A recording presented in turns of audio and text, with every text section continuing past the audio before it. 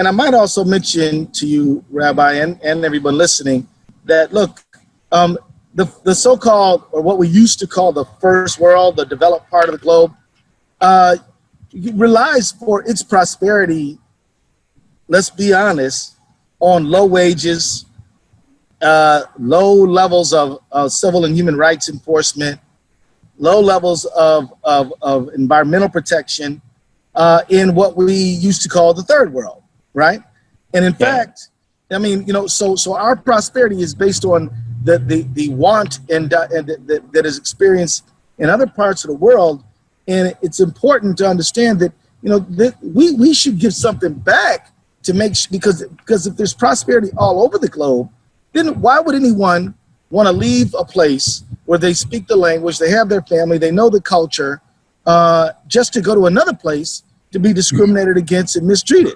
It doesn't make any sense. They're leaving because, take, for example, Mexico. Since NAFTA, Mexican wages have dropped between 9 and 13%. Now, some people have said to me, oh, Keith, that's too bad for them. And my answer is, no, that's too bad for us, because that means those people are going to be a low wage sector, not only in Mexico, but in here in the United States. And an undocumented worker is an exploited worker. That we just have to say that the 12 million undocumented people in the United States are here because somebody wants them to be, but they want them here to do the work, but they don't want them to get any rights. They don't want to pay them fairly. They don't want them to be able to bargain collectively. They don't want them to be able to get occupational safety and standards. And that is what's really going on.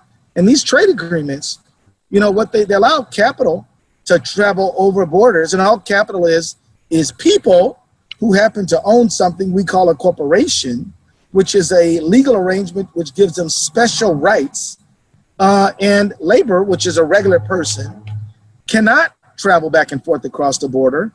And so corporations, certain people who get certain rights, can go back and forth across the border seeking out the lowest wages, but regular people cannot go back and forth across the border seeking out the highest wages. So what it creates is an imbalance.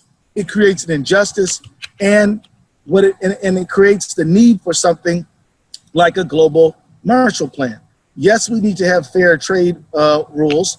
Yes, we need to make sure we raise labor standards everywhere, not reduce them. We need to raise environmental standards everywhere, not reduce them.